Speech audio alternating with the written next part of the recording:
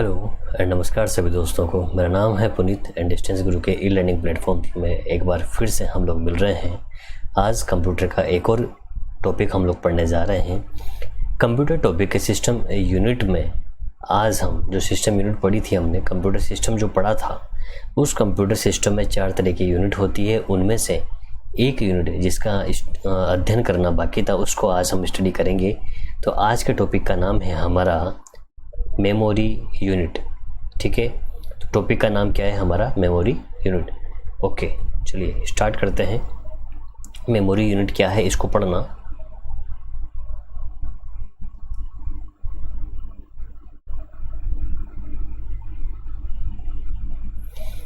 देखिए, सबसे पहली चीज, कंप्यूटर की स्टोरेज जो कैपेसिटी होती है, हम क्या बोल रहे हैं? Memory unit. मेमोरी यूनिट किसकी? मेमोरी यूनिट कंप्यूटर की मेमोरी यूनिट। मेमोरी क्या होती है, सबसे पहले तो बात करते हैं मेमोरी क्या होती है। जैसे किसी भी इंसान को कुछ चीज़ याद रखने के लिए किसी न किसी स्टोरेज की आवश्यकता होती है। हमारा जो दिमाग होता है वो स्टोरेज होता है, उसे हम क्या कहते हैं? याददाश्त बोलते हैं। ठीक है, उसी तरीके से कंप्यूटर में भी एक मेमोरी होती है जो मेमोरी चीज़ों को याद रखती है, और वर्तमान में कोई भी कार्य जो होता है वो उसी मेमोरी के अंदर होता है। इसी तरीके से कंप्यूटर में भी मेमोरी होती है जिसके अलग अलग टाइप्स होते हैं। अब कंप्यूटर की जो स्टोरेज डिवाइस है वो कौन कौन सी होती है, उसके बारे में हम यहाँ पर जानकारी लेंगे। ठीक है, तो देखिए यहाँ पे क्या बोला है कि कंप्यूटर की स्टोरेज कैपेसिटी को MB में मापा जाता है। कंप्यूटर की स्टोरेज कैपेसिटी को किस में नापा जाता है? MB में नापा जाता है। MB का मतलब होता है मेगाबाइट होता है। ठीक है, कितना क्या होता है? मेगाबाइट होता है। अब यहाँ पे समझिए क्या बोला है, कंप्यूटर की स्टोरेज कैपेसिटी। अगर कोई पूछे क्षमता, स्टोरेज कैपेसिटी किस में नापते हैं? MB में नापते हैं। और स्टोरेज की सबसे छोटी इकाई क्या होती है? स्टोरेज की सबसे छोटी इकाई क्या होती है? तो वो बिट होती है। दोनों चीज़ें अलग अलग है, ध्यान रखनी है। अब बिट क्या होता है, MB क्या होता है, इसके बारे में मैं अभी आपसे चर्चा करूँगा। लेकिन आपको एक चीज़ समझ में आ गई कि कंप्यूटर की स्टोरेज कैपेसिटी जो है, उसकी क्षमता जो है वो तो MB में नापते हैं, और स्टोरेज की सबसे छोटी इकाई जो होती है वो बिट होती है। सबसे छोटी इकाई बिट होती है। ठीक है, ओके, आगे बढ़ते हैं, आगे समझते हैं। देखिए क्या है 4 बिट। मैंने बोला ना, स्टोरेज की सबसे छोटी इकाई क्या है? स्टोरेज की सबसे छोटी इकाई बिट है। अब 1 बिट, 2 बिट, 3 बिट और 4 बिट। जब ये 4 बिट मिलती है तो ये चारों बिट मिलकर, 4 बिट मिलकर किसका निर्माण करती है? एक निबल का निर्माण करती है। किसका निर्माण करती है? 1 निबल का निर्माण करती है। ठीक है, उसके बाद 8 बिट बराबर क्या होता है? 1 बाइट होता है। ये क्वेश्चन पूछता है, बहुत बार पूछा है, निबल वाला क्वेश्चन भी पूछा है। तो 4 बिट बराबर तो 4 बिट मिलकर एक निबल बनाएगी, और 8 बिट जब मिलेगी तो 8 बिटों से मिलकर एक बाइट का निर्माण होगा। ठीक है, उसके बाद 1024 बाइट। अब जैसे 1 बाइट था तो वैसे 1024 बाइट मिलकर 1 KB बनाएगा। 1 KB का मतलब 1 किलोबाइट बनाएगा। और उसी के अनुसार 1024 KB। अब यहाँ से बस रिलेट करते जाओ, बाइट के बाद KB बना, KB के बाद MB बना, तो 1024 ही जुड़ेगा। तो 1024 KB मिलकर 1 MB बनाएगा। KB का मतलब किलोबाइट, MB का मतलब मेगाबाइट हो गया। फिर 1024 MB मिलेगा तो 1024 MB मिलकर 1 GB बनाएगा, 1 गीगाबाइट बनाता है। ठीक है, फिर 1024 GB मिलेगा तो 1024 GB मिलकर 1 टेराबाइट बनाता है, 1 TB बाइट बनाता है। उसके बाद 1024 TB मिलकर 1 PB बनाता है, 1 पेटाबाइट बनाता है। कितना बनाता है? 1 पेटाबाइट बनाता है। और 1024 PB मिलकर 1024 PB यानी 1024 पेटाबाइट मिलकर 1 JB बनाता है, 1 जेटाबाइट बनाता है। क्या बनाता है? 1 जेटाबाइट बनाता है। और जेटाबाइट के बारे में क्या बताया है? जो जेटाबाइट है वो मेमोरी की सबसे बड़ी इकाई है। मेमोरी की सबसे बड़ी इकाई क्या है? जेटाबाइट। और सबसे छोटी इकाई क्या होती है? बिट होती है। तो सबसे छोटी तो क्या है? सबसे छोटी तो बिट है, और सबसे बड़ी क्या है? जेटाबाइट है। ये चीज़ आपको याद रखनी है। सबसे छोटी बिट है और सबसे बड़ी क्या है? जेटाबाइट है। और स्टोरेज की जो कैपेसिटी होती है वो किस में नापी जाती है? MB में नापी जाती है। और ये यहाँ से दो चीज़ें, एक तो ये निबल के बारे में याद रखना है आपको, ये बहुत इंपॉर्टेंट है और एक बाइट के बारे में याद रखना है। 8 बिट मिलकर 1 बाइट बनाता है। रखनी तो सारी याद है, रखनी तो याद सारी चीज़ें हैं, लेकिन ये मोस्ट इंपॉर्टेंट है, ये ज़्यादा इंपॉर्टेंट है, इसलिए इनको ज़्यादा याद रखना है। क्लियर है? आगे बढ़ते हैं। तो ये मेमोरी यूनिट पढ़ने से पहले जो इसके बिट बाइट वगैरह की जो चीज़ें हैं, सबसे छोटी इकाई कौन सी होती है मेमोरी की, सबसे बड़ी इकाई कौन सी होती है, कितने बिट्स मिलकर बाइट बनता है, कितने बिट मिलकर निबल बनता है, केबी क्या होता है, एमबी क्या होता है, जीबी क्या होता है, ये सारी चीज़ों के बारे में हम लोगों ने यहाँ पर डिस्कशन कर लिया है। अब हम आ जाते हैं मेन मेमोरी के पार्ट पर। तो देखिए, मुख्य रूप से 2 तरह की मेमोरी कंप्यूटर में काम आती है। देखिए, जब हम लोग काम करते हैं तो हमारा जो मनुष्य का जो दिमाग है उसी की तरह कंप्यूटर में भी मेमोरी होती है। कैसे? हम अभी वर्तमान में, जैसे मैं आपसे कहूँ कि 5x2 कीजिए, आप 5x2 करके 10 बता देंगे। क्यों? क्योंकि अभी आप अपने दिमाग का इस्तेमाल कर रहे हैं वर्तमान में। अब मैं कहता हूँ ऐसा कीजिए, 10 साल पहले कोई घटना हुई थी, हम 2 दोस्त मिले हुए हैं, 10 साल पहले की घटना का जिक्र कर रहे हैं, तो वो घटना हमारे दिमाग में पहले से स्टोरेज है। तो उसी तरीके से हमारी क्या है, जो मेमोरी है 2 तरीके से काम कर रही है। एक तो वर्तमान में काम कर रही है और एक जो है वो भूतकाल की चीज़ें स्टोर करके बैठी हुई है, जो पहले घट चुकी है वो उसको स्टोर करके रख रखा है उसने। तो इसी तरीके से कंप्यूटर के अंदर 2 तरह की मेमोरी होती है। एक तो वह मेमोरी जो अभी वर्तमान में कोई अगर काम करने की बोलेंगे तो उसको काम करेगी, और एक दूसरी मेमोरी होती है, वो जो मेमोरी होती है वो चीज़ों को स्टोर करने का काम करती है, चीज़ों को संग्रहण करने का काम करती है। तो इसी के आधार पर कंप्यूटर की मेमोरी को 2 पार्ट्स में डिवाइड किया गया है। कैसे? चलो देखते हैं। देखो, कंप्यूटर में 2 तरह की मेमोरी होती है। एक होती है प्राइमरी मेमोरी। जो प्राइमरी मेमोरी है उसको मेन मेमोरी बोलते हैं, और इसे प्राथमिक मेमोरी भी बोला जाता है। इसे मुख्य मेमोरी भी कहा जाता है। दूसरी होती है हमारे पास सेकेंडरी मेमोरी। कौन सी मेमोरी? Secondary memory. इसे क्या कहते हैं? इसे द्वितीयक मेमोरी कहते हैं। इसे सहायक मेमोरी भी कहा जाता है। एग्जाम में क्वेश्चन किसी भी प्रकार से आ सकता है। मेन मेमोरी बोल देगा, मुख्य मेमोरी बोल देगा, सहायक मेमोरी बोल देगा, तो वो प्राइमरी मेमोरी होती है। द्वितीयक मेमोरी बोल देगा,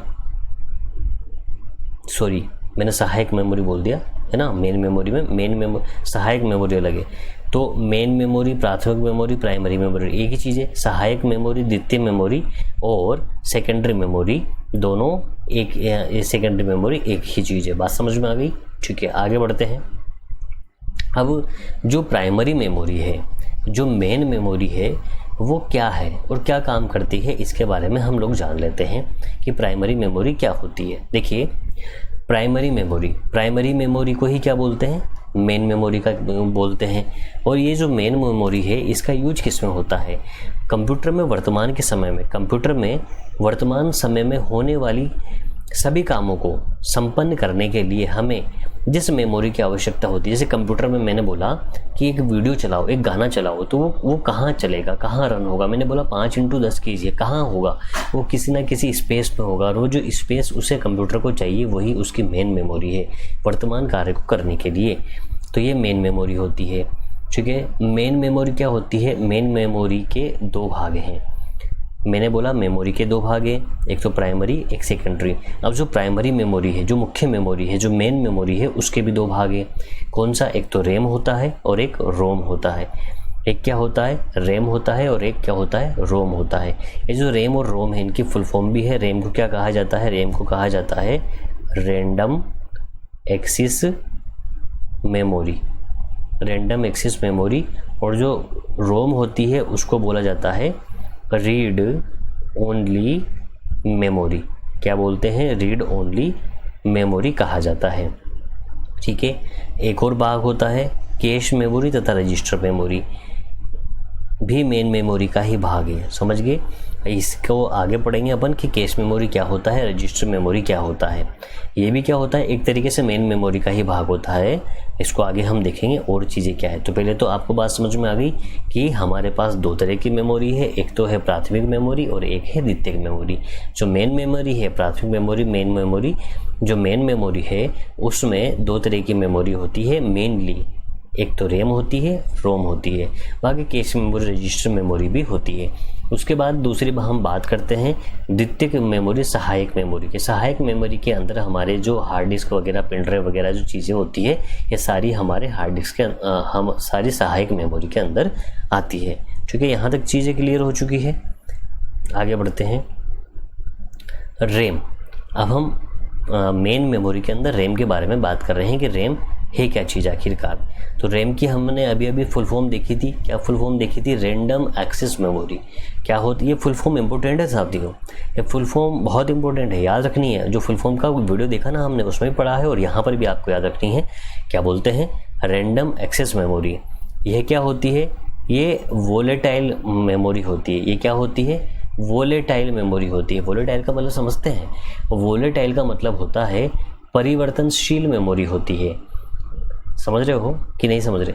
वोलेटाइल का मतलब होता है परिवर्तनशील मेमोरी। परिवर्तनशील का मतलब समझे? मतलब अगर लाइट चली जाएगी, समझना, लाइट चली जाने पर अगर कोई भी डाटा इस मेमोरी के अंदर है तो वो विलुप्त हो जाएगा। और जब तक आप प्रोसेसिंग कर रहे हो, जब तक कंप्यूटर चालू है, तब तक ही इस मेमोरी के अंदर डाटा रहेगा। बाकी सब जैसे ही कंप्यूटर बंद हुआ डाटा इस मेमोरी में से गायब हो जाएगा, ये बिल्कुल नील हो जाएगी। समझ गए? ये होता है रैम। तो बिजली के चले जाने पर इसका डाटा क्या होता है? लॉस्ट हो जाता है। ठीक है, अब रैम जो है यह भी दो प्रकार की होती है। आपसे कोई भी नहीं पूछेगा, बल फुल फॉर्म्स पूछ सकता है। इसके लिए मैं बता रहा हूँ कि रैम भी दो प्रकार की होती है। एक तो होती है डायनेमिक रैम और एक होती है हमारी स्टैटिक रैम। एक तो होती है डायनेमिक रैम और एक क्या होती है? Static RAM. अब इसमें ज़्यादा आगे जाने की ज़रूरत नहीं है हमें, हमारे एग्ज़ाम के लेवल से इतना ही आता है। ठीक है, आगे बढ़ते हैं। रोम क्या होता है? देखिए, रोम जो है उसको भी बोलते हैं रीड ओनली मेमोरी। क्या बोलते हैं? Read only memory. ये मेमोरी क्या होती है? ये मेमोरी नॉन वोलेटाइल मेमोरी होती है। क्या होती है? नॉन वोलेटाइल मेमोरी होती है। नॉन वोलेटाइल का मतलब क्या होता है? इसमें ऐसे सॉफ्टवेयर्स या ऐसे प्रोग्राम्स को रखा जाता है जो लाइट के चले जाने पर भी इस पर कोई असर नहीं होता है। लाइट के चले जाने पर भी इसका कोई असर नहीं होता है। जैसे कि बायोस है, बेसिक इनपुट आउटपुट सिस्टम जो प्रोग्राम है ना, वो रोम के अंदर ही होता है। वो क्या करता है? सबसे पहले जैसे ही कंप्यूटर ऑन होता है तो वो ऑपरेटिंग सिस्टम को लोड करने का काम करता है। तो वो किस में रखा गया है? रोम में रखा गया है। अगर उसे हम रैम में रख देते तो रैम में रखते ही क्या होता है? जैसे ही हम कंप्यूटर को बंद करते, रैम खाली हो जाती, वो प्रोग्राम ही गायब हो जाता। लेकिन रोम में रखने का फ़ायदा क्या है? रोम में रखने का ये फ़ायदा है कि वो प्रोग्राम जो होगा वो परमानेंट स्टोर रहेगा, वो गायब नहीं होगा। लेकिन जैसे ही कंप्यूटर को ऑन करेंगे, कोई भी काम जो हो, सबसे पहले वो एक्सेस होगा। समझ गए? तो ये रोम होती है। बिजली के चले जाने पर भी डाटा इसमें रहता है, जैसे बायोस इसका सही उदाहरण है। ओके, अभी अभी मैंने बोला है। अब देखिए क्या है, आगे बढ़ते हैं। रोम जो है इसमें क्या होता है? एक तो होता है पी रोम। पी रोम का मतलब क्या होता है? Programmable read only memory. इसकी डायरेक्ट आपकी फुल फॉर्म पूछ सकता है कि पी रोम में पी का मतलब क्या है। तो पी का मतलब क्या है? Programmable read only memory. उसके बाद ईपी रोम की फुल फॉर्म आपसे पूछ सकता है, केवल फुल फॉर्म ही आएगी। ईपी रोम की फुल फॉर्म क्या होती है? ई और P, erasable programmable read only memory. उसके बाद अगली देखिए, ईईपी रोम की फुल फॉर्म क्या होती है? अब रोम की फुल फॉर्म तो आपको पता है, पी प्रोग्रामेबल होता है, ई इरेजेबल होता है और एक ई और लगा दिया अभी तो इलेक्ट्रिकल हो गया हुई। Electrically erasable programmable read only memory. Electrically erasable programmable read only memory. ठीक है, अब देखिए, अब मैंने बात करी थी कैश मेमोरी और रजिस्टर मेमोरी की। कैश मेमोरी क्या होता है? कैश मेमोरी अगर देखो आपके पास ऑप्शन में क्या आता है? ऑप्शन में आता है आपके पास सबसे तेज़ मेमोरी कौन सी होती है। आपको दे देगा रैम, उसके बाद दे देगा रोम, उसके बाद दे देगा कैश और उसके बाद दे देगा रजिस्टर। तो मेरा ये कहना है कि अगर रजिस्टर ऑप्शन में हो तो आपको रजिस्टर लगाना है, क्योंकि सबसे तेज़ मेमोरी यही होती है। लेकिन अगर रजिस्टर ऑप्शन में नहीं हो, यहाँ पर कुछ दे दिया, जैसे कि हार्ड डिस्क दे दिया, कुछ भी दे दिया। सबसे फास्ट मेमोरी कौन सी होती है, तो उस वाले केस में, क्योंकि हमें आंसर 4 ऑप्शन में से लगाना होता है, तो जो भी 4 ऑप्शन दिए गए हैं इनमें सबसे फास्ट कौन सी, इनमें केस मेमोरी सबसे फास्ट है। तो ये चीज़ आपको ध्यान रखनी है। ओके, अब देखते हैं। सबसे तेज़ मेमोरी रजिस्टर मेमोरी होती है, उसके बाद केस मेमोरी होती है, जो रन टाइम में काम आती है। ये रन टाइम में ही काम आती है। जब भी कोई प्रोग्राम चल रहा होता है ना, तो क्या होता है, कुछ चीज़ें बार बार हमें ज़रूरत पड़ती है। जैसे कोई भी प्रोग्राम आप रन कर रहे हो, किसी भी चीज़ को लिख रहे हो, तो कुछ एक शॉर्टकट्स होते हैं जो बार बार हमें ज़रूरत पड़ती है, तो हम उनको डिफ़ाइन कर देते हैं। ठीक है, तो क्या होता है कि कुछ चीज़ें जो बार बार यूज़ होती है, वो चीज़ें हमारी प्रोसेसिंग के समय में, जैसे हम हार्ड डिस्क से डाटा उठा के ला रहे हैं, तो क्या होता है, वो केस मेमोरी में रख दिया जाता है, ताकि हमें बार बार हार्ड डिस्क को कॉल नहीं करना पड़े। हमें जो भी चीज़ चाहिए वो केस मेमोरी से ही आ जाए। ठीक है, तो प्रोसेसिंग के समय में केस मेमोरी और रजिस्टर मेमोरी ऐसी 2 मेमोरी होती है जिनका उपयोग प्रोसेसिंग को फास्ट बनाने के लिए किया जाता है। ठीक है, जैसे आपने कोई कैलकुलेशन करी, उसका रिजल्ट केस मेमोरी में डाल दिया, उसको हार्ड डिस्क में स्टोर करने की या रैम में रखने की ज़रूरत नहीं थी। अब क्या किया, उस रिजल्ट का ही दोबारा यूज करना है, तो उस रिजल्ट को डायरेक्ट अपन केस मेमोरी से ही ट्रांसफ़र कर देंगे। तो ये केस मेमोरी होती है हमारी, रन टाइम में ये मेमोरी काम आती है। उसके बाद हम बात कर रहे हैं सेकेंडरी मेमोरी की। सेकेंडरी मेमोरी क्या होती है? सेकेंडरी मेमोरी हमारे स्टोरेज के समस्त डिवाइस, जैसे कि कैसेट है, जैसे कि आपकी पेन ड्राइव है, जैसे CD है, DVD है, हार्ड डिस्क है, फ्लॉपी है, ये तमाम जो चीज़ें हैं ये आपकी क्या होती है, सेकेंडरी स्टोरेज डिवाइस होती है। ठीक है, ये क्या होती है, ये नॉन वोलेटाइल होती है। नॉन वोलेटाइल का मतलब अपरिवर्तनशील होती है। इसका मतलब क्या हो गया, ये स्थायी भंडारण यूनिट है। बिजली के चले जाने पर इसमें रखे हुए डाटा पर कोई प्रभाव नहीं पड़ता है। ऐसा नहीं होगा कि लाइट चली गई तो हार्ड डिस्क में रखा हुआ डाटा गायब हो जाएगा, ऐसा बिल्कुल भी नहीं होगा। सेकेंडरी मेमोरी यह 2 प्रकार की होती है, एक तो ऑप्टिकल होती है पहली, और दूसरी क्या होती है, मैग्नेटिक होती है। एक कौन सी होती है, एक ऑप्टिकल होती है और दूसरी कौन सी होती है, मैग्नेटिक होती है। अब ये इसके अलग अलग प्रकार हैं, ऑप्टिकल में प्रकाशीय हो गया, मैग्नेटिक में चुंबकीय हो गया। तो देखिए, ऑप्टिकल में कौन सी, CD है, DVD है, ब्लू-रे डिस्क है।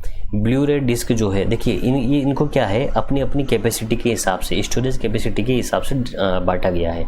तो CD, DVD और ब्लू-रे जो डिस्क है, इनमें सर्वाधिक कैपेसिटी किसकी होती है, ब्लू-रे डिस्क की होती है। 50 GB से लेकर के कहाँ तक होती है, 500 GB तक इसकी कैपेसिटी होती है ब्लू-रे डिस्क की। चलिए अगली बात करते हैं अपन, मैग्नेटिक डिस्क। मैग्नेटिक डिस्क क्या होती है, देखिए मैग्नेटिक डिस्क के अंदर फ्लॉपी डिस्क आ चुकी है, हार्ड डिस्क आ चुकी है, और पेन ड्राइव वगैरह सारी जो चीज़ें हैं यह मैग्नेटिक डिस्क में ही आती है। मैग्नेटिक डिस्क क्या होता है, मैग्नेटिक डिस्क जो है, अब यहाँ पे 2 चीज़ें ध्यान रखनी है आपको। मैग्नेटिक डिस्क ट्रैक तथा सेक्टर में डिवाइड होती है। मैग्नेटिक डिस्क ऐसे जो डिस्क होती है ना, ये जैसे मैग्नेटिक डिस्क है, इस पर क्या होता है, यहाँ पे आगे ऐसे ऐसे पार्ट्स में ये ट्रैक और सेक्टर्स में डिवाइड होती है। और जो डाटा जो होता है इन ट्रैक और सेक्टर्स में ही स्टोर किया जाता है। ध्यान रखिएगा, यह इस पर आयरन ऑक्साइड की परत चढ़ी होती है। किसकी परत चढ़ी होती है, आयरन ऑक्साइड की परत चढ़ी हुई होती है। क्यों, क्योंकि ये मैग्नेटिक होती है। मैग्नेटिक यानी चुंबकीय होती है, चुंबकीय यानी आयरन यानी लोहा, यानी आयरन ऑक्साइड की परत चढ़ी होती है। हार्ड डिस्क की मेमोरी जिसे CPU एक्सटेंडेड रैम की तरह यूज करता है, उसे वर्चुअल मेमोरी कहा जाता है। क्या होती है, देखो बात समझना। कभी कभी क्या होता है कि प्रोसेसिंग के समय में, जैसे रैम तो आपके पास है, लेकिन वो किसी और पर्पस से काम आ रही है और आपको मेमोरी की आवश्यकता है और आपको मेमोरी नहीं मिल पा रही है, तो हमारा कंप्यूटर सिस्टम क्या करता है, हमारी जो हार्ड डिस्क है, जो सेकेंडरी स्टोरेज डिवाइस है, उसका कुछ पार्ट मुख्य मेमोरी के रूप में यूज करने लग जाता है। तो इस प्रोसेस को, इस तरह की मेमोरी को, जो हार्ड डिस्क के उधार ली गई जो मेमोरी होती है ना, उसी को क्या बोलते हैं, उसी को वर्चुअल मेमोरी कहा जाता है। क्या कहा जाता है, वर्चुअल मेमोरी कहा जाता है। अब हार्ड डिस्क क्या होती है, इसकी बहुत ज़्यादा कैपेसिटी होती है। तो हार्ड डिस्क को मास स्टोरेज डिवाइस या ऑनलाइन स्टोरेज डिवाइस भी कहा जाता है। आपसे डायरेक्ट पूछ लेगा, ऑनलाइन स्टोरेज डिवाइस किसे कहते हैं, मास स्टोरेज डिवाइस किसे कहते हैं, किसे कहा जाता है, हार्ड डिस्क को कहा जाता है। ठीक है, तो ये साथियों हमारे मेमोरी यूनिट के बारे में हमारी जानकारी थी। आपके कंपटीशन का जो एग्ज़ाम होता है वैसे जानने को तो अभी बहुत कुछ होता है, लेकिन हमारे जो कंपटीशन का एग्ज़ाम होता है जिसको हम पटवारी, एसएससी, बैंक या रेलवे के लिए देते हैं, जहां कंप्यूटर स्पेसिफिक नहीं होता है, मतलब जहां पर जॉब कंप्यूटर फील्ड की नहीं होती है, आपको as a computer officer bank में अपॉइंट नहीं किया जा रहा है। आज आप जनरल ऑफिसर, क्लर्क या पीओ की तैयारी कर रहे हैं या फिर एसएससी में सेलेक्ट हो रहे हैं, तो उसमें कंप्यूटर एक सब्जेक्ट है जिसकी बेसिक जानकारी आपको होनी चाहिए। तो वो बेसिक जानकारी ही हम लोग यहाँ पर ले रहे हैं। उम्मीद है आपको ये वीडियो पसंद आई होगी। वीडियो में बने रहने के लिए बहुत बहुत धन्यवाद, आपका बहुत आभार। पढ़ते रहिए, स्वस्थ रहिए, मस्त रहिए। Good night, bye bye, good night.